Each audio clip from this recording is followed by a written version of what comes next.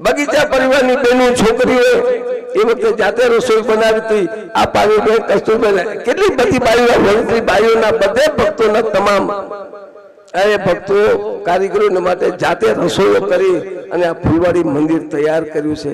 एनो इतिहास तो जुओ तो खबर पड़े। दुबई प्रमुख महाराजे लख्युं दुबई प्रमुख टपूलाल कानजी एने महाराजे ट्रस्टी तरीके राख्या અને આ ફૂલવાડી મંદિરનું કામ કર્યું। અરે સંડલેમાં જન્મ જયંતિ ઉજવી અને મહારાજને ખૂબ ખૂબ સેવાઓ કરી છે। આ ભક્તોએ મહારાજનું બાલ મુકુંદ ભવન એક જ દાખલો દઉં કે જ્યારે નાનું હાવ જૂનું થઈ ગયું હતું ભક્તોએ જોયું હશે બાલ મુકુંદ ભવન નંબર 1 જ્યારે નિવાસસ્થાન કરતા ત્યારે ભક્તો જ્યારે દર્શન કરવા આવતા ને महाराज कहता अरे टाइलू होती ने महाराज ने टाइल्स उखड़ी गई थी ऊपर आई जाए। महाराज के जो हड़वा हड़वा हालजो नहीं तो नीचे बधु देखाय भंडार नो मेड़ो। आवी स्थिति में पण भगवान रिया अने जोईने एक वखत टपूलाल ने जयंती भगत चावड़ा वाला अने बीजा बे चार भक्तो हता एने जईने जोयुं के आ महाराज भक्तों ने माटे आ रीए छे पण केवी कठिनाई छे। त्यारे टपूलाल कीधुं महाराज तमे आज्ञा करो ने तो अमे तमारुं नवुं निवासस्थान बनावीए आ बधुं तोड़ीने नवुं करीए। महाराज के ना ना एवुं काई नथी। अरे महाराज तमे राजी थाओ अमारा घरनी बायडीओना घरेણા वेचीने पण तमारे अमारुं नवुं करवुं छे। टपूलाल रेवा दे એવું મારે કાઈ નથી કરવું। તમારા ઘરવાળીના ઘરેણા વેચીને આ ભગવાન વેચાઈ જાય અને દુખી કરે એવો આ ભગવાન નથી હો। જો ભગવાનનો કેવો અભિપ્રાય તું જો આ ચારે બાજુ દેખાય છે ને એમાં જે ઈંટું ખણકી છે ને એ બધી હોનાની છે હોનાની એમાંથી આ બધું થઈ જશે એમાંથી આ બધું થઈ જશે। મહારાજે आवो अभिप्राय भक्तों ने आपी पण भक्तों नु वेचावा क्यांय दीधुं नथी। आवी उत्तम समजण वाला भक्तो आज भगवान ना धाम में गया छे। आज मंडल मांथी 2-3 भक्तो रिया छे ट्रस्टी तरीके पण एने वारसो हाचवी राख्यो छे ने ए आपणे आ मजबूताई नो पायो छे हो। आवी रीते महाराजे आ फूलवाड़ी मां आ वरथली मां महाराजे पोतानो महिमा बतावी अने विशेषताओ बतावी छे। महाराजे आज्ञाओ करी छे मंडळनी स्थापना करी 11 ट्रस्टीओ निम्या पछी महाराजे कीधुं के तमे भगवानना समया उत्सव करजो हળી મળીને कार्य करजो संपीने कार्य करजो तमारा 11 मांथी 2 जणा पण हशे तो कार्य थशे। आ महाराजे આવી રીતે પત્રમાં લખી અને આજ્ઞાઓ આપી છે। આ ફૂલવાડી ધામમાંથી આ ભગવાનના રાજીપાના રહસ્યો તમને કહું છું। જ્યારે ટ્રસ્ટ રજિસ્ટર ન હતું ત્યારે ભક્તો અંગત સેવા મોકલાવતા હા સેવા માટે ફૂલવાડીની કે કોઈ બીજી ત્યારે મહારાજ કોઠારી સ્વામીને સેવા આપી દેતા। પછી મહારાજે વિચાર્યું કે મારા ભક્તોની સેવા કરવી છે ફૂલવાડી મંદિર બનાવવું છે ટ્રસ્ટની રચના કરી ત્યારે મહારાજે કીધું કે હવે તમે જે કાંઈ સેવા ફૂલવાડીની કરવી હોય ને તમને ટ્રસ્ટ રચી દીધું એની સેવા બારોબાર તમે કરજો અમારા ઉપર ન મોકલાવતા। આ મહારાજની કેટલી નિરપેક્ષતા કોઈ જાતની સંગ્રહ કરવો નહીં અને ભક્તોને સેવાનો યોગ્ય રીતે સેવા થાય ઉપયોગ થાય એવી જ ખેવના। आ महाराजे आपने पोतानु काई न राखीने आ मंदिर में जीवोनो मोक्ष थाय मारा भक्तों ने सेवा मळे मारा धामना अधिकारी थाय आ सेवाना लक्ष्यो आप्या छे। आ फूलवाड़ी धामनी मध्य में लखीने आ बधी विशेषताओ जे अंतरथी जो विचार करी जुओ तो महाराजे पछी स्पष्ट उल्लेख कर्यो के जीवोना कल्याण ने माटे आ फूलवाड़ी धाम बनाव्युं छे ने एनी सेवा करजो फूलवाड़ी ની સેવા કરજો અમારે કાંઈ સેવા જોઈતી નથી, એક પત્ર મેં લખ્યું, અમારે સેવા કાંઈ જોઈતી નથી, અમારી સેવા તો દેશી ભક્તો વડે થાય છે. તમે પરદેશમાં છો તો પરદેશમાં રહી ફૂલવાડીની કાયમ સેવા કરજો. મહારાજે અનુસંધાન આપ્યું છે.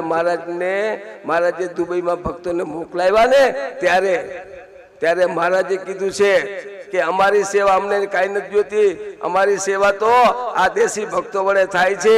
પરદેશમાં રહી તમે ભક્તોને ફૂલવાડીની સેવા કરજો. એમાં અમારો રાજીપો કેટલો ભક્તો, વિચાર કરો, પત્રોમાં લખ્યું છે, હું નથી કહેતો, આખી લાઈન રાજી રાજી રાજી રાજી રાજી રાજી રાજી એમ આખી લાઈન 11 વખત મહારાજ બોલ્યા છે. આ કેટલો રાજીપો! અરે જીવનભર આવો ને આવો રાજીપો આપણને લેવો છે ને, એ જ આપણી કથા છે. બીજી કઈ કથા કરું તમને? મહારાજે આ બધું રહસ્ય, આ પોતાનો રાજીપો મહારાજે ફૂલવાડી ધામમાં રહીને બધો બતાવ્યો છે. તો એ ફૂલવાડી ધામની મહત્તા કેટલી, વિચાર તો કરી જુઓ. જે કઈ કાર્ય કર્યું છે જુનાગઢ ધામમાં બેસીને ભક્તોને આશીર્વાદ આપીને પત્રોમાં લખીને પણ આ ફૂલવાડીની સેવા કરજો એમ લખ્યું છે.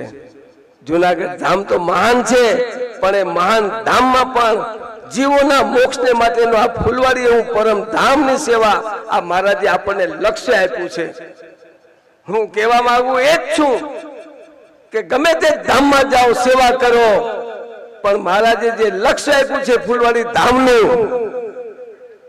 એ ફૂલવાડી ધામના લક્ષ્યને જો ભૂલશો તો મહારાજ કહે કે ભગવાનની આજ્ઞાનો ભંગ થશે.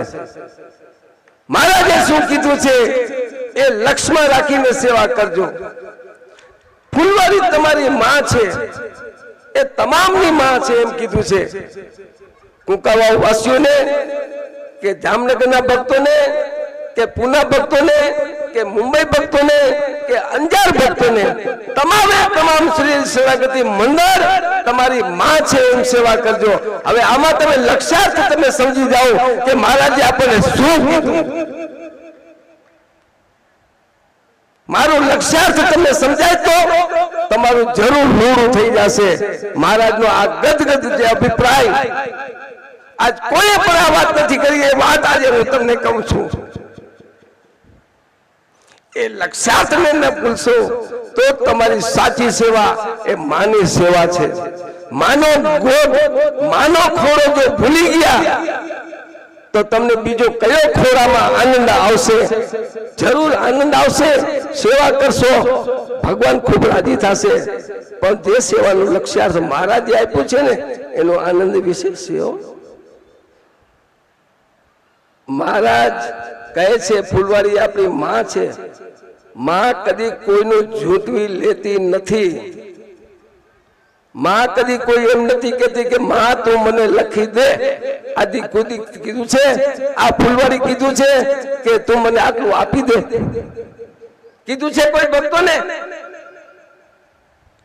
ફૂલવાડી માં આપણે એ જ ઈચ્છે છે માં કે મારો દીકરો સદાય સુખી રહે, મારો દીકરો સદા સુખી રહે એવા આશીર્વાદ પણ મહારાજે આ ફૂલવાડી ધામમાં કથા કરતી વખતે બોલ્યા છે. આ વિશેષતા છે કે મારા ભક્તો આ ફૂલવાડીની 1 રૂપિયાની સેવા કરશે એને પણ બંગલાવાળા કરવા છે. ક્યાં બોલ્યા છે? આ ફૂલવાડી ધામમાંથી બોલ્યા છે. આ ભક્તોનો લક્ષ્યાર્થ છે. મારો કહેવાનો મતલબ એ જ છે કે ભક્તો ભગવાનની સેવાનું જે લક્ષ્ય છે એ લક્ષ્યને ભૂલશો નહીં. આ તો હજી 9મી 10મી વિશેષતા થઈ. મહારાજે દર્શન થઈને અનંત વિશેષતાઓ બતાવી છે કે આ પ્રમાણેની કથા કરજો. આ કથા મહારાજ કે જે ભક્તોને માટે જે આ ફૂલવાડીની કથા છે, મહારાજ કહે છે એક વખત મેં તમને કીધું ને કે જન્મ જયંતિ ઉત્સવમાં ભગવાનની હાજરી હોય છે. એ ઉત્સવમાં આપણે ભાગ લઈએ તો આપણે આખા વર્ષનું પુણ્ય મળે. આ ક્યાં શબ્દો મહારાજ આ ફૂલવાડી ધામમાં બેઠા તકા રાજી થઈને ભક્તો પ્રત્યે બોલ્યા છે.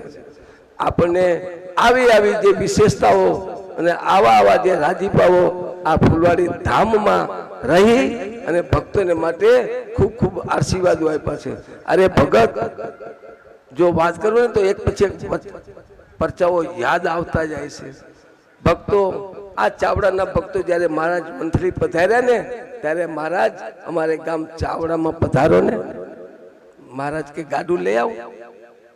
ત્યારે સભામાં બિરાજમાન છે પૂજ્ય રતિલાલ ભગત, એક ગાડું લઈને અને મહારાજને માટે ચાવડામાં પધરામણી કરવા જાય છે.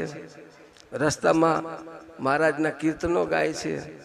તમે એની કથા સાંભળો ને તો આપણે ભગવાનમાં એને મૂર્તિમાં લીન થઈ જાય એવી રૂઢી કથાઓ અને કેવળ ભગવાનના જ ચરિત્રોની કથાઓ. ગાડામાં બેઠા છે, મહારાજનું સામું જોઈને ગાડું વાંકે, સુખના સાગર છો શ્રી કૃષ્ણ વલ્લભાચાર્યજી. મહારાજના સ્વરૂપના કીર્તન ગાય છે. હેમંત ભગત પણ એક વાર સાથે હતા. હેમંત ભગત કે મહારાજ આ તો પેલો રતિલાલ ભગત તો બહુ સારા કીર્તન ગાય છે. મહારાજ કહે કે તું તો